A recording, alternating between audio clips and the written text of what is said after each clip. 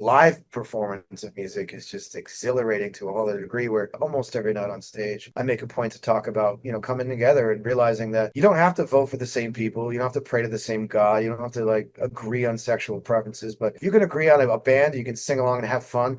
Let go of all those differences and realize that you're just there for a good time. And I love spaces like that because you can feel it. Rock, metal, prog, and everything in between. Welcome to this episode of Talkin' Rock with Meltdown. Don't forget to follow the audio-only Talkin' Rock podcast on all podcast platforms. And now, it's time for today's conversation. Here's Meltdown. Jesse, good to see you, man. Nice to be seen. Yeah. Happy early birthday. What do you got planned this week?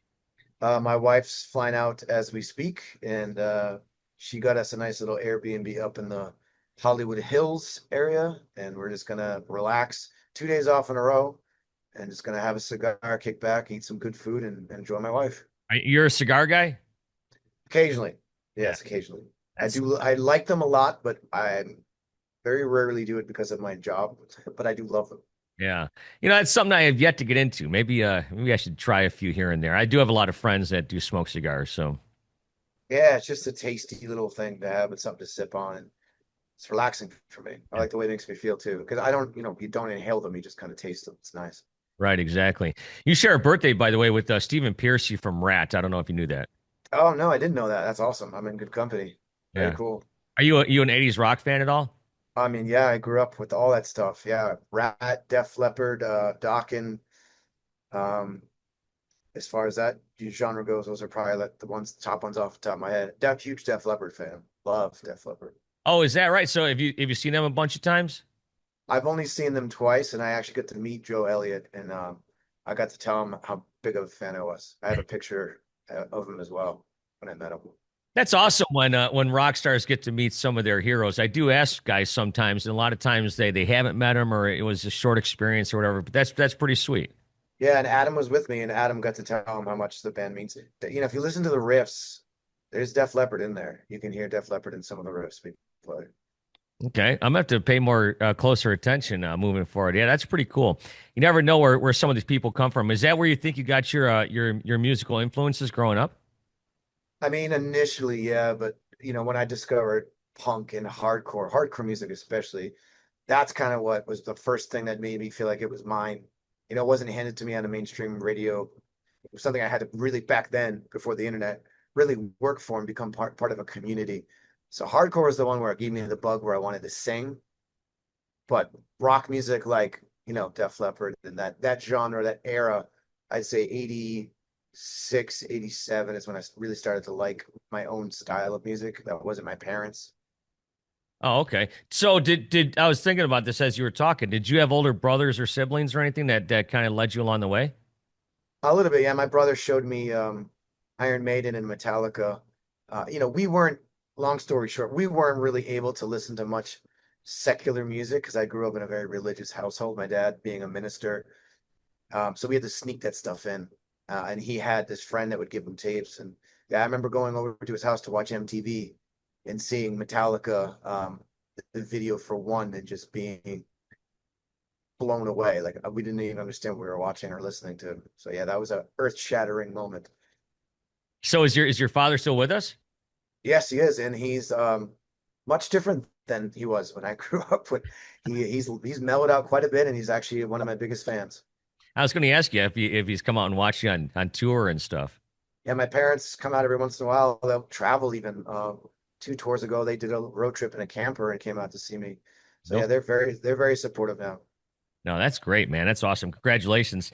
The Summer of Loud Festival, that's happening right now. I just talked with Eric from My Prevail. Of course, they're from here. You're going to be coming through here in mid-July. Just a hack question, but how's things going so far in this tour? Killer. This tour, the lineup is stacked. The shows have been, really hot because of the heat wave, but other than that, just fun. The fans are there for it, singing along. All the bands are getting along. Backstage just feels like a big summer camp. It's great. Yeah. Who are some of the bands you know on this tour the most? Parkway Drive, we've toured with them and we've known those guys forever. Um, and also one of the opening bands, Devil Wears Prada, we know those guys pretty well. So it's fairly easy. We already have friends, and I've already made friends with the I Prevail guys from the Shiprock cruise we did together. And yeah, the guys that I've met in Beartooth are sweet. The opening band, I can't remember the name of them. They're really sweet kids. So everyone just seems cool, man. There's no real egos being kicked around or any of that stuff. It's just a bunch of dudes and a girl kicking it, making it work. Yeah. Didn't you just go? I think I saw something on the socials and I can't remember. Were you guys at like some sort of surf shop or something with the I Prevail guys, or what was that? That was a animation Oh, studio that's what. that takes Japanese anime and translates it to English. And it was, as somebody who's interested in audio and recording and voice acting, it was fascinating because they took us in and we got to watch it live, like watch it happening. And it was incredible. Like they kick out, I don't know, like 10 to 12 episodes a day, half-hour episodes. So it's just a factory of translation and audio recording and kind of just nerdy stuff. I don't know a ton about it. I do like animated movies, but Mike, our bass player, is kind of more of the anime guy. So I just went with him to check it out, and it was fascinating. Now you mentioned that you're interested in voice acting. Have you done that stuff before? I did. It's so funny because they just asked me this the other day, and I couldn't remember the name of the video game, but I did some voice acting for a video game. I'll have to look it up, but it's a game where you can play as a ninja warrior. You can play as a Viking. It's like ancient warfare, and the Viking section of it, I got hired to do the grunts and groans and the songs and when you're playing the character and you're hearing him make noise, that's me. And I loved it. I had so much fun doing it. And you have somebody there in the studio coaching you along? Yeah, yeah, a buddy of mine who used to play in this great band called Tarantula AD, and we've been friends since we were teenagers. And he got this gig. He's just one of those genius musicians that just kept getting better and better. The kind of guy who can just pick up an instrument and play it without even knowing about it. He's just one of those guys. So he now does that for a living. He scores for films and video games. And he thought, hey, my buddy Jesse does these crazy things with his voice. Let's get him in here. And it was a decent paycheck and it was fun. Yeah, I'd love to do more of it. Yeah, that's one of those things probably where you get paid once and that's it, right? Yep. Yeah. But it was a good paycheck. Yeah. It's decent. I'm sure I've got friends that have done stuff like that before. That's great. So, with the band Killswitch, I mean, you guys got a big hit on your hands right now. Talk about "I Believe." I mean, what a great. First of all, just the song is it's just a great message. Yeah, the message is very important to me in all of our songs, but that one especially was the one I was looking to write for this record. It took me a while to find my bearings, but once that song was dropped on me and I heard it, I was like, this is it. I remember trying to figure out the chorus and my wife just coming in and going, that's going to be a hit. I'm like, yeah, I think so too. Because within one listen of the chorus, you kind of got what's going on there. But message wise, it's, I'm honored and proud to be able to put that out there every single day on stage and to see people singing along. I think through the times that we're living in right now, it's a much needed message of hope that I truly do have faith that the world will get better. There's more good people than there are bad people, and we need to start focusing more on our strengths as opposed to our weaknesses, the things that we have in common as opposed to our differences, and just keeping the faith that good guys will win in the end. I believe that. Yeah, just as you were talking about this, how you said, your wife said that song's hit. It reminded me of a conversation I had with Gene Simmons one time where he talked about some of the greatest songs in history start with the chorus, like Beatles songs, and that's kind of similar to that song. That's what I do with most of the songs. Once I know I've got that chorus, I mean, first of all, lyrically, that should be within a few sentences what you want to say about the whole song. So once you've got that, you can sort of just work from there. So I know I want to say this. Well, how do I work up to this? And now that I've said it, what do we do now? So it kind of really helps the whole blueprint of songwriting if you get the chorus first. I would have to absolutely agree with that. Yeah, there's the old saying, "Don't bore us, get to the chorus," right? Which unfortunately is true for the most part. I'd say for most musical ears in the modern world, that is true. Yeah, well, for I guess for people that don't live in this business like we do, who are not really like music intensive, that's kind of the thing. It's like they just want to, they're going about their lives and they just want to be entertained, and sometimes they can't really sit there and focus on things like we do. Yeah, but it's fun when you have a band or an album that writes in such a way when you finally do get to the chorus, it's just like, wow, I didn't see that coming.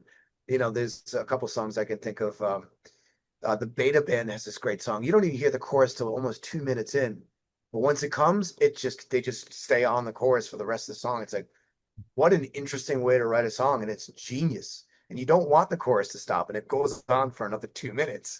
It's incredible. Yeah, I was just listening to a podcast a few months ago with Chris Jericho and stuff, and they were dissecting a song, and God, I can't remember the name of it now, but it's a very popular song. It's a classic song, and the chorus doesn't come in till the very end, and then it fades out. And I can't remember what it is off the top That's of my just genius, though. If you can make that work, that's genius. head. Yeah, Keep right. people, if you can keep people these days interested in a song, and you're pushing 4 to 5 minutes, you're doing a really good job. Yeah, I mean the guys from Tool do some crazy things, not following formulas, I suppose. So, anyways, but on this tour the other day, I don't know if you talked about this, perhaps you did, but Howard Jones joined you guys on stage. What do you think about? I mean, what was your what do you think about that whole experience? He's easy. He's an old friend now at this point. It's like it doesn't even like surprise me anymore. It's like, oh, he's showing up, and sometimes I'll find out the day before. I'm like, cool, signal fire, let's do it. No Yeah, worries. And it's just nice for him to pop in and say hi. He's part of the fam. It's all good. it always reminds me of when that happens with that scene from Spinal Tap where I think Nigel are standing off the side of the stage. Thankfully, there's none of that. It's not awkward. It's fine. But that's a dude. I mean, I love that movie, obviously, but that scene in particular, great acting. I wonder what the a second one's going to be. Apparently, they're doing the second one. Yeah, that's coming out in September, I guess. Oh, I'm worried. I mean, those guys are great, but I'm worried touching a classic like that again. Yeah, I'm with you, man. It's like that movie's so good. And it's like, I don't know about you, but I saw that movie several times. I mean, maybe dozens of times before I even got in this business in 1990. And a lot of it I didn't understand, but now it's all too clear. Oh, big time. Yeah, I would say that's absolutely fair. Especially the whole getting lost backstage rock and roll thing until that happened to me. And I was like, I don't even know where I'm going in this stadium. We were dying, we were in tears laughing, trying to figure out security's like, that way. What are you doing? It happened. Where was that at? I don't remember. Uh, I'm that person now. I don't know.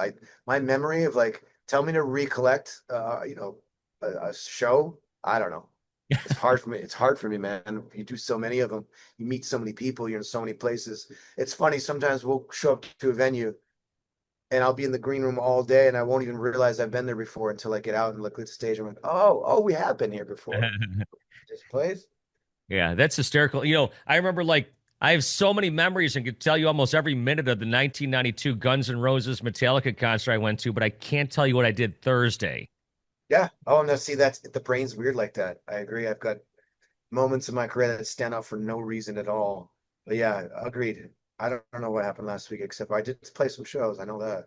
Yeah, and I think somebody said something interesting to me a few weeks ago. They're like, yeah, that's because we weren't doing all this stuff with our phones. We kind of almost had to remember everything. That might be true. I don't know. I mean, just on a basic attention span basis, I would have to hard agree with that. Our brains have changed because of these things. And, it's a gateway to information. It's incredible, but it is also pretty detrimental to the brain as far as, creativity and getting sucked down the black hole of scrolling. Yeah, right. Yeah, I find myself doom scrolling sometimes as well. Um, so the Dogs of Hope, I saw you were working with this group and this thing, this Blood Upon the Ashes. As you know, I took my dog to the vet today because she's been itching, and it's kind of like really weird because she normally doesn't do that. And I remember I heard you talking about dogs and animals and stuff. And Adam Carolla said something that was so fascinating one time. I heard him talking about this. He says that we love dogs so much because they don't speak, and I think that might be that might be true. Our kids are kind of different until they start talking. You're like, oh yeah, then they can kind of verbalize what's going on. But I'm a huge animal guy like yourself. Yeah, I'm a huge animal guy too, but imagine if they could talk. The shit that they would probably say to us, especially cats. Dogs would probably still be pretty friendly. I bet you cats would be very sarcastic and probably make fun of us, which I'm kind of here for it. I love cats. I think they're hysterical. Even if they don't even talk, just the looks and the body language a cat gives you sometimes is hysterical because they're the boss. It's on their terms. Where dogs are very, for the most part, subservient and want to make you happy. Cats, it's like, whatever. Yeah. just find a warm place to lay down or whatever. So how many animals you have?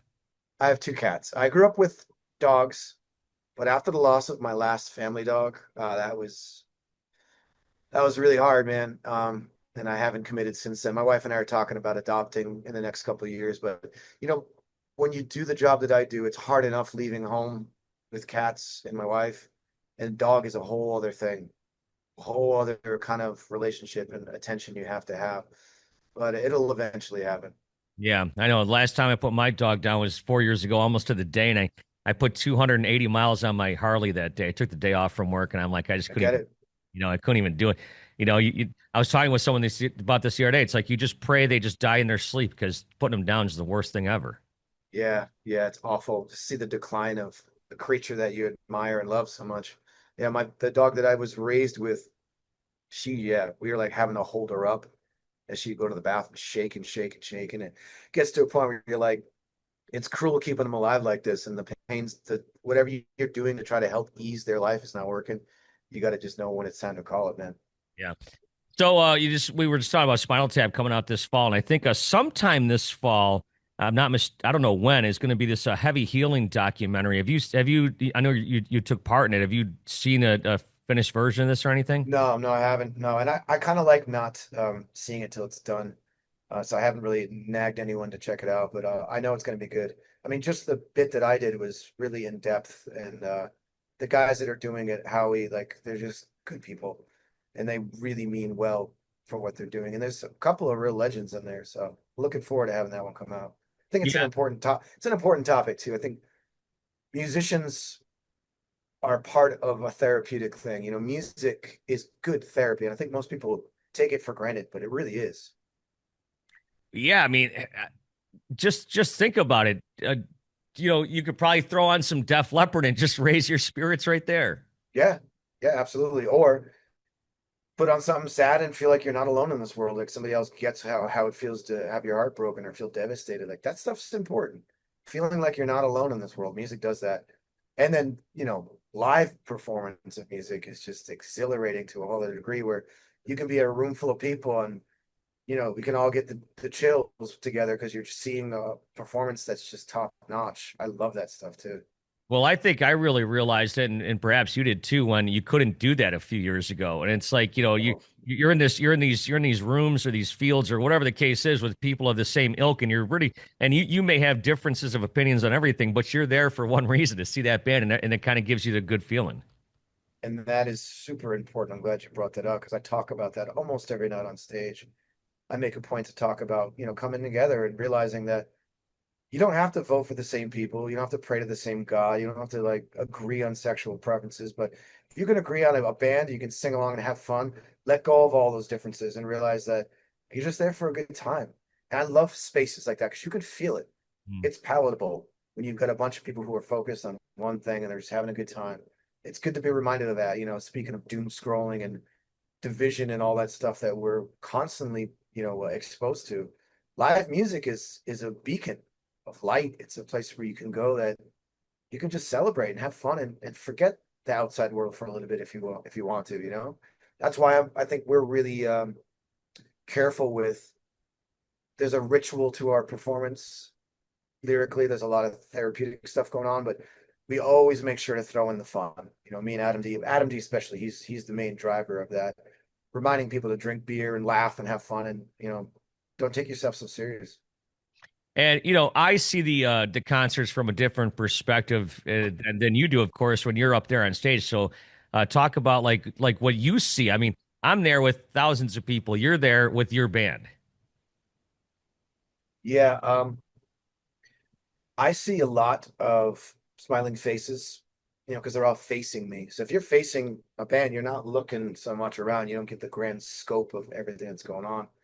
And especially on this tour, a lot of smiling faces, a lot of people who are happy to be there and singing along, and you can see the intensity or the sadness at times. It's a very emotional experience as far as being on the stage. And then backstage, this stage in the game, it's a lot of naps, a lot of dudes stretching and exercising, trying to like manage their pain as they get older. but it's a fairly healthy environment. We get decent catering and we kind of take care of ourselves.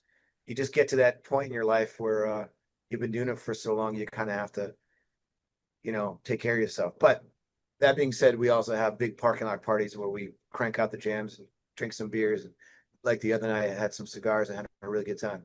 Yeah, and it's funny you mentioned that because, like I said, I've been in this business for 35 years, and I've known bands and become friends with a lot of these guys, and a lot of them I've seen them in their lowest of lows, and now they're sober or whatever the case is.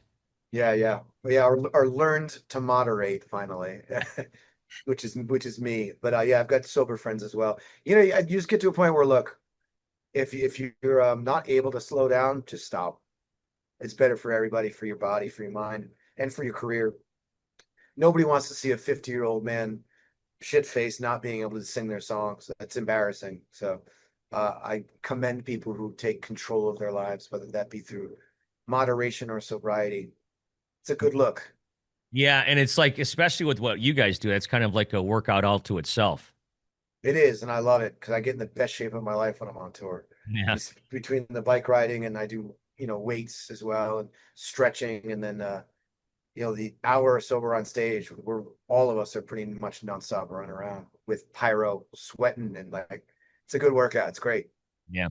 Hey, final thing here for you, and we'll cut you loose, Jesse. I appreciate your time. The Summer of Loud, like I said, coming through town here in mid-July. The latest record, This Consequence, is out right now as well. This final Black Sabbath show is happening this weekend. Obviously, you guys won't be there, but do you have any thoughts on Sabbath and Ozzy?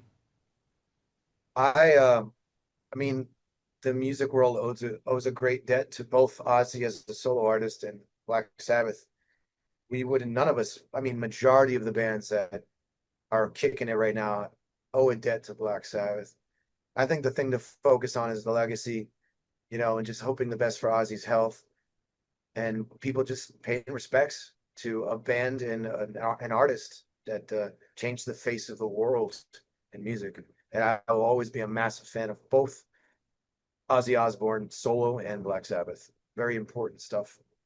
Yeah, when I first started going to a financial manager, all I wanted to do was make sure I had enough money in case things fell apart. But they kept pushing me towards retirement, and now I'm closer to retirement. I never thought about retirement before, and one day you guys are going to be there as well. And I was talking about this the other day on the radio that Ozzy and Sabbath have a chance to do something a lot of bands that some bands just don't get to do, and that's say goodbye because they either break up or someone dies or whatever the case is.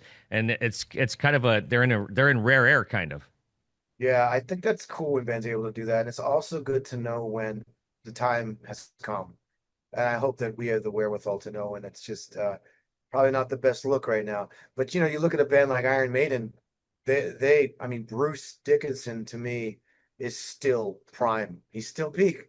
The Yeah. guy's in his 60s, and we've done 2 tours with him now, and every night he's just on it. And I'm like, I want to be even just a quarter like is that good at that age. So it can be done, but it is smart to know when to call it and to be able to have your final say on how your legacy ends. Yeah, it's funny you mentioned that because I did have Chris Jericho in the studio a couple months ago, and he talked about he played a couple shows with Maiden. That must have been amazing.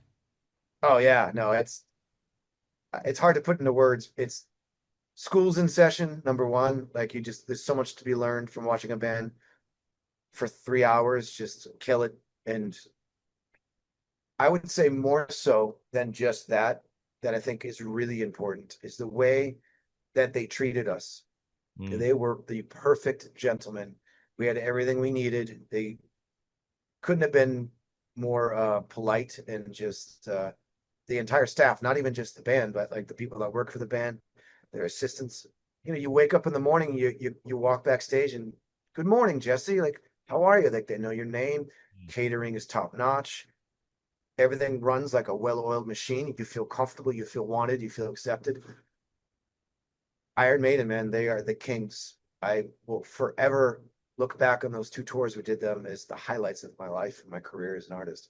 That's great. Well, Jesse, thanks so much for the time. Pleasure to talk with you.